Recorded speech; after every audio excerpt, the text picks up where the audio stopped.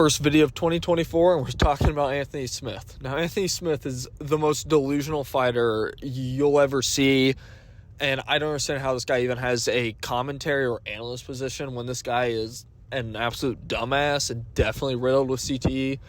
If you've seen some of his takes beforehand, we're going to go over his rogues gallery. John Jones isn't that good, despite him absolutely demolishing Anthony Smith. John Jones, if you take his individual martial arts, they aren't that good. It's only when he mixes them together is that he's good. That's called mixed martial arts there, buddy. I thought someone who's had over 40 fights would know that, but I guess you don't. Anybody who has beaten him isn't that good, and he just made a small mistake. Well, he keeps making that mistake. Now he might have his dumbest one, which is on the Believe You Me podcast, which is Michael Bisping's podcast. Anthony Smith is on there, like, every time I was watching it, because sometimes it's entertaining. And there, for some reason, I forgot even why, they're talking about who would win in a fight, it was how many Jim Millers would it take to beat Brock Lesnar.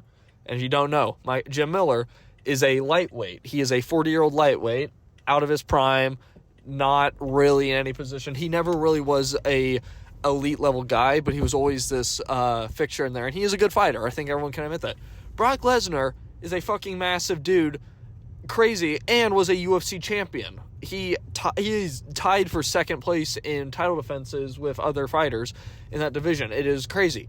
And they were talking about that, and this is, it's a stupid conversation about that, because I don't know, it just doesn't really, it's not really that interesting of a conversation, but just how it went was, they were talking about that, and they were like, not many, and I'm like, yeah, I mean, if it's multiple people at once, that becomes harder and harder, and Jim Miller, we can't act like Jim Miller isn't a skilled dude, and Brock Lesnar is also an old man as well, still a buff steroid monster, but Anthony Smith has the idea, he goes, like, he says, it wouldn't take more than two of that, and then he said, like, basically the equivalent of Jim Miller could beat Anthony Smith, like, submit him, and I don't know what fucking crack this guy is on, because Jim Miller couldn't even beat Anthony Hernandez, who is not a good fighter anymore, or really was for quite some time. I don't understand what reference this dude's using of Jim Miller, like this current Jim Miller any Jim Miller beating Brock Lesnar, let's be honest with that.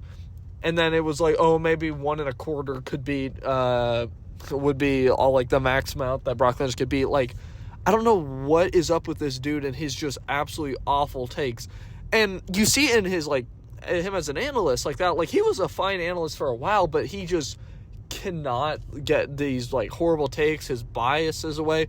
I even forgot to mention his, like, most annoying take is trying to claim that these fighters are trying to start drama with fighters by claiming that they came after his family. Ryan Spann, I know Ryan Spann, I know Cowboy Cerrone. He wasn't even fighting Cowboy Cerrone. He started that story. Johnny Walker. Johnny Walker, if you don't know, I know he's a goofy person, all that stuff, is a super nice person and wouldn't even know that. And he basically got exposed for that in the middle of their fight as John was beating him. He goes like, why are you talking shit on me? And then he's like, you came after my family. And Johnny Walker is like, what the fuck are you talking about, bro? And I don't know, I just don't care about Anthony Smith anymore, and he just has this way of acting like he's this nightmare matchup for these top guys, like he's gonna be champion at some point. Like, no, you're not going to be champion. The only win that you had recently was against a absolutely autistic Ryan Spann in a rematch, where Ryan Spann did not throw a single leg kick.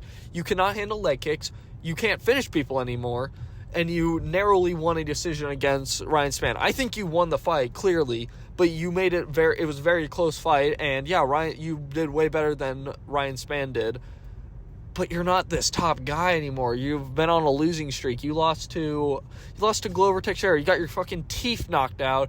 You had lost to John Jones before that. Fair enough. Not a lot of people beat John Jones. I think Dominic Reyes beat him, but let's start some drama there. 2024 is going to start great, but you didn't beat John Jones, and that would be normal. That'd be fine, because based on paper, I know he likes that word, no one has beaten him except a DQ to Matt Hamill, I believe. I think that's his name. So that one's fine. But if you didn't treat it like, oh, John Jones isn't as good as I thought. Like, oh, how did you think he was going to KO you in 5 seconds? Because that's pretty sad if that's really what you were thinking. But he's like that. Oh, his individual martial arts aren't that good. Like, what are you on? Like, how is this guy an analyst? Like, This guy, I don't even think he's that good of an analyst for, like, MMA, and I get it. They want to have these MMA guys who have these, like, great perspectives of it because they've been in the cage, and that is fine at a certain point. I think Dominic Cruz is a pretty decent analyst. I think Rashad Evans was a pretty good analyst. I think Anthony Smith is so CTE-ridden and so biased and, frankly, not that smart that I don't understand how this guy became an analyst of that. It just doesn't make sense to me. And that's kind of the downside of hiring UFC fighters and MMA fighters and for boxing, for analysts, is that they're not going to be the smartest and fully there mentally. And that's kind of a dig, but also not, because it just happens. You're taking head trauma for a living, and you see how much damage Anthony Smith takes. Like, this guy says, like, oh, I'm going to make this a war thing. No, it is one-way traffic most of the time. Like, I'm shocked that Khalil Roundtree took that long to KO you. Like, that's crazy. Like, Khalil Roundtree should have been... I don't get why these fighters aren't, like, spamming leg kicks on you. Because you can't block a fucking leg kick to save your life. To save your family from Johnny Walker, Ryan Spann, Magomed Ankalaev, any of these guys. Magomed Ankalaev basically broke your fucking knee. Like, every tendon in there, every ligament in there. Just from that. And I just don't understand what this guy thinks he's capable of in this division. Like, he never really was this amazing guy. He was top 10, top 5... definitely, I'd say for a time, isn't that anymore. Acts like he's a future champion or is a champion, which he isn't. Discredits everyone that has beaten him, saying, like, oh, they're not that good. But then he's like, hey, but Devin Clark's an absolute killer. Like, no, he isn't. That's what you got there to say, like, Ryan Spann isn't that good. Trying to think the last person he beat, other than, because it's Ryan Spann, then it's Ryan Spann again of that, which is just crazy to me. And also, oh my god, I even forgot when he was saying that if he had, like, 10% of Ryan Spann's athleticism, he would be a champion. Like, one, you are not a technique-based fighter that is any good in that. Like, let's get that straight. You are not, like, Mighty Mouse when it comes to the technique department. Anywhere close to it. You're not even 10% of Mighty Mouse's technique or any of that stuff. You've never been that type of guy. And Ryan Spann, yeah, he is a freak athlete. Like, he was talking about how he wasn't really taking training seriously or something for that, which you can tell he either doesn't or he's just not that good. I don't really believe that story, because, like, why did people believe that story but they won't believe, like, other stuff? It's stupid. But even if you had 10% is not a lot if you think about that. Like, you are not this, like, guy who's like, oh, he's missing this one thing. No, you're missing a lot of being champion. Like, that's just so fucking delusional. And yeah, I'm going to keep clowning on. That's why it's a over 7 minute, probably going to be 8 minutes this time, like, rant about Anthony Smith, just because, 2024, got to start strong. But that's probably one of the worst takes he's had recently. Off the top of my head, definitely the Jim Miller beats Brock Lesnar. And then, oh yeah, I'll end this off with, he has to, like, blow out on a street fight, and he goes, oh, Jim Miller, definitely, like, how's that any different? I think in a street fight, Brock Lesnar, words I can't say to that man. And this is not a dig at Jim Miller. Let's get that clear. This is not me digging at Jim Miller. This is just facts and reason. I don't think Jim Miller would disagree. And if he does, that's definitely CTE as well. I love Jim Miller. I hope he fights at UFC 300. I hope he wins this weekend.